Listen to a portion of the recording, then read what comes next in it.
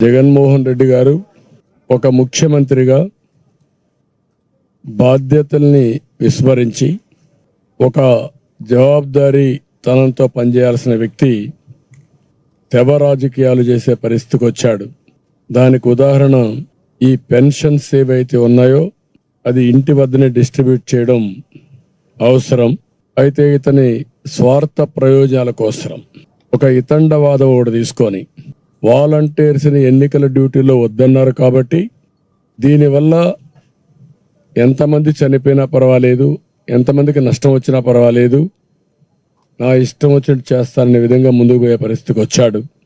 మొన్న మీరు ఏప్రిల్ 1 చూశారు. ఎన్ని డ్రామాలు ఆడారో, ఎన్ని అవాస్తవాలు చెప్పారో మీరు చూశారు. వాళ్ళ దగ్గర డబ్బులు లేదు. 28వ తారీఖుని 3వ తారీఖు పింఛన్లు ఇవ్వాలని సర్క్యులర్ ఇష్యూ చేశారు డబ్బులు లేక. అయితే ఏదైతే కేంద్ర ప్రభుత్వం 29వ తారీఖున ఎన్నికల నిధుల్లో వాలంటీర్స్ ఇన్వాల్వ్ కావద్దని చెప్పింది, కాబట్టి వాలంటీర్స్ ఇవ్వలేకపోతున్నారని చెప్పి పదే పదే తిప్పించారు వీళ్ళని, వృద్ధుల్ని. డబ్బులు లేవని తెలుసు. మొదటి తారీఖే తీసుకొచ్చారు వైఎస్ఆర్ కాంగ్రెస్ కార్యకర్తలు, నాయకులు నడిపించుకొచ్చారు. విపరీతమైన ఎండలు, వడగాల్పులు, అందులో కూడా తిప్పించి కడాన కుట్రలు కుతంత్రాలు చేసి 33 మంది చనిపోయే పరిస్థితికి వచ్చారు. ఇది నేను చెప్పిన ఇది కాదు, వాళ్ళు ఇచ్చిన ఫిగర్ ఇది. మంత్రులు, ముఖ్యమంత్రి చెప్పింది 33 మంది చనిపోయారన్నారు. ఈ 33 కూడా ప్రభుత్వ హత్యలు ఇవి.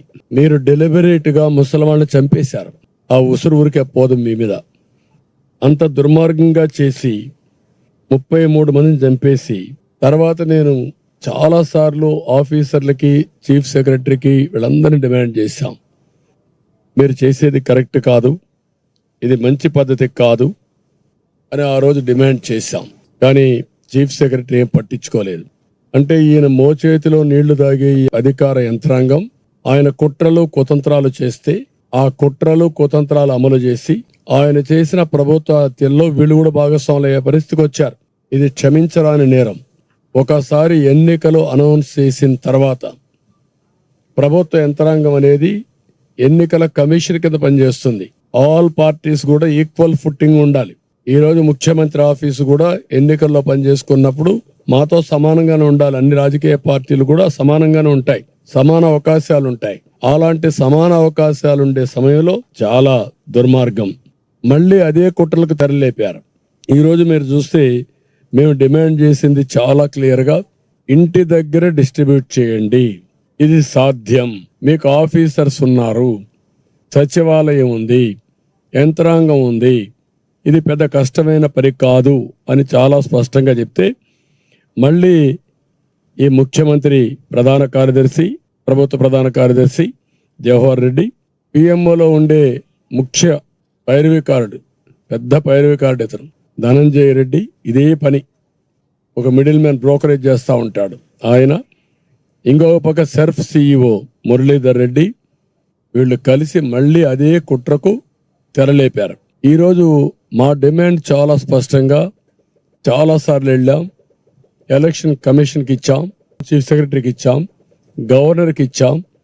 ఎన్డీఏ పార్ట్నర్స్ అన్ని కూడా అందరం కలిసి ఇంటి దగ్గరనే డిస్ట్రిబ్యూట్ చేయాలి, ఇది సాధ్యం, దీనికి అనుకూలమైన స్టాఫ్ ఉన్నారు అని చాలా స్పష్టంగా రిప్రజెంటేషన్స్ ఇచ్చాం.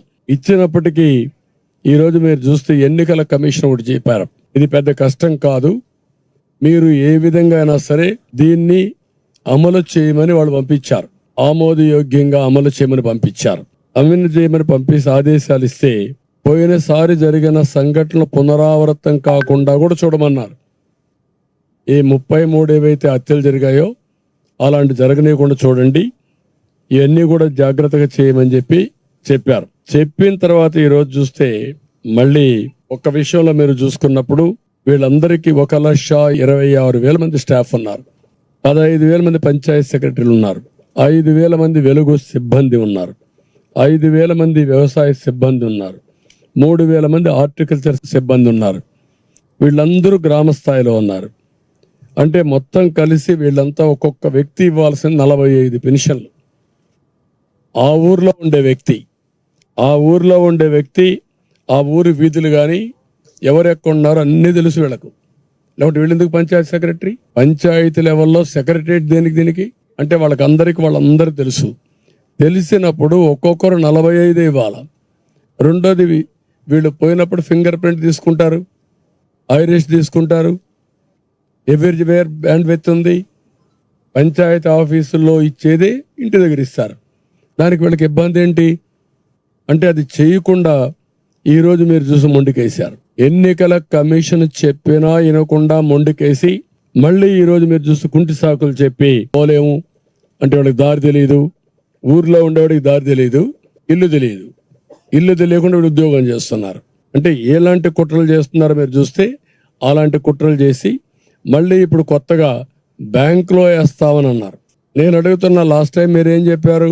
మా దగ్గర బ్యాంక్ అకౌంట్స్ లేవని చెప్పారు. పోయిన నెలలో లేని అకౌంట్లు ఇప్పుడు ఎట్టొచ్చాయి?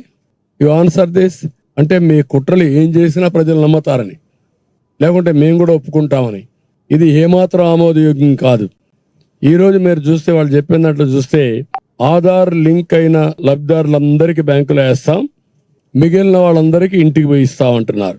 మొత్తం 65,49,000 మంది పెన్షనర్స్ ఉన్నారు. దీంట్లో 48,92,000 మందికి లింకులు దొరికాయి, వీళ్ళకి అకౌంట్లు దొరికాయి. అంటే 75% వాళ్ళకు నేరుగా బ్యాంకులు వేస్తా ఉంటారు. మిగిలిన వాళ్ళందరూ ఎవరైతే వికలాంగులు, లింకులు లేని వాళ్ళు, పోలేని వాళ్ళు, అనారోగ్యంగా ఉండేవాళ్ళు, వాళ్ళు 16,57,000 మంది ఉన్నారంటున్నారు. ఎవరు పోలేరు? మీ దగ్గర అడ్రస్ ఉందా? వెరిఫై చేశారా మీరు? ఎప్పుడు వెరిఫై చేశారు? రాత్రి చేశారా? మీరు 65,49,000 మంది ఎవరు వికలాంగులు, ఎవరు ఆరోగ్యంగా బాగలేరు, ఎవరు నడవలేరు అని మీకు తెలిస్తే అంటే పోయి వెరిఫై చేసిన వాళ్ళకే ఇవ్వచ్చు కదా ఇంటి తెరిపి. నేను అడుగుతున్నాను, నీకు 75% అకౌంట్లు ఉన్నాయంటున్నారు, 25% అకౌంట్లు లేవంటున్నారు. పోయినసారి మా దగ్గర అకౌంట్లో లేవన్నారు. ఇప్పుడేమంటున్నారు మళ్ళీ? ఈ యొక్క 25 లక్షలు కూడా దీంట్లో అనారోగ్యంతో ఉన్నారంటున్నారు. అనారోగ్యంతో ఉన్నారని నీకెడ తెలిసింది? ఎప్పుడు చెక్ చేసావు నువ్వు? దాన్ని బట్టి ఆలోచించుకుంటే బోగస్ ఇన్ఫర్మేషన్తో వీళ్ళు కాలయాపన చేస్తున్నారు. ఇది కరెక్ట్ అప్రోచ్ కాదు, ఇది వాస్తవానికి దూరం. ఈ విషయం వీళ్ళు గుర్తుపెట్టుకోవాల్సిన అవసరం ఉంది. ప్రజల్ని మోసం చేయొద్దండి. ప్రభుత్వ యంత్రాంగం బాధ్యతాయుతంగా పనిచేయాలి తప్ప బాధ్యత రహితంగా పనిచేయడం కరెక్ట్ కాదని కూడా హెచ్చరిస్తున్నా. అకౌంట్ వేస్తాం, ముసలి వాళ్ళకి అకౌంట్ వేసిన తర్వాత బ్యాంకులో పడిందా లేదా తెలుసుకోవాలి కదా. ఎవరు చెప్పాలి వీళ్ళకు? దానికి ఇప్పుడు అందరూ సెల్ ఫోన్లో చూసుకుంటారా ముసలి వాళ్ళందరూ? ఆ శక్తి ఉందా? అంటే మీరు ఎన్ని డ్రామాలంటే మళ్ళా వీళ్ళు ఆ బ్యాంక్కి వెళ్ళాలి. అంటే నిన్న సచివాలయం చుట్టూరు తిప్పించారు, ఇప్పుడు బ్యాంకుల చుట్టూరు తిప్పిస్తారు. ఒక విషయాన్ని ఎంత కాంప్లికేట్ చేస్తున్నారంటే, ఏ విధంగా ప్రజల జీవితాలతో ఆడుకుంటున్నారంటే, ఇంత మునుపు 2 కిలోమీటర్లు 3 కిలోమీటర్లు వచ్చేవాడిని, ఇప్పుడు బ్యాంక్ అయితే 5 కిలోమీటర్లు ఉంటుంది. కనీసం అన్ని ఊర్లలో పక్కనే బ్యాంక్ ఉండదు. ప్రతి ఒక్క పంచాయతీలో కూడా కొన్ని బ్యాంకులు ఉండవు. అంటే పంచాయతీలు ఇచ్చేది పోయి ఇప్పుడు వేరేది ఇక్కడికి పోవాలి. అక్కడ మేనేజర్ లేకపోతే పడిగాపులు గాయాలి. అంటే వీళ్ళ అవసరానికి డబ్బులు రాకుండా చేసి మళ్ళీ నిందలేయాలి, బురద జల్లాలి. ఇది ఒక కార్యక్రమం కింద పెట్టుకొని కుట్ర చేసేదానికి తెరలేపారు. దీన్ని నేను చాలా తీవ్రంగా ఖండిస్తున్నా. 45-46 డిగ్రీలు టెంపరేచర్ అంటే ఇదేనా మీకు స్ఫూర్తిని అడుగుతున్నా? ఇదేనా కేంద్ర ప్రభుత్వం ఎన్నికల కమిషన్ ఇచ్చిన ఆర్డర్స్ అని అడుగుతున్నా? ఇబ్బంది లేకుండా పాత సిస్టమ్ ప్రకారమే వాలంటీర్స్ కాకుండా మిగిలిన వాళ్ళ దగ్గర మీరు పెన్షన్లు డిస్ట్రిబ్యూట్ చేయండి అని చెప్పారు. అది ఇవ్వడానికి నాటకాలు ఏంటి? ఇన్ని నాటకాలు చెప్పి ఈరోజు వాళ్ళ దగ్గర అకౌంట్ వివరాలు ఉండవు. అదే మరి నిబంధనలు అవసరం అనుకుంటే ఏమేం కావాలనో వాళ్ళు ఎప్పుడో తెలియదు, పోయిన తర్వాత వాడు ఉంటాడని తెలియదు. ఈ విధంగా అనేక కారణాలతో మళ్ళీ వీళ్ళందరినీ ఇబ్బంది పెట్టే పరిస్థితికి వచ్చారు. ఇది చాలా దుర్మార్గం.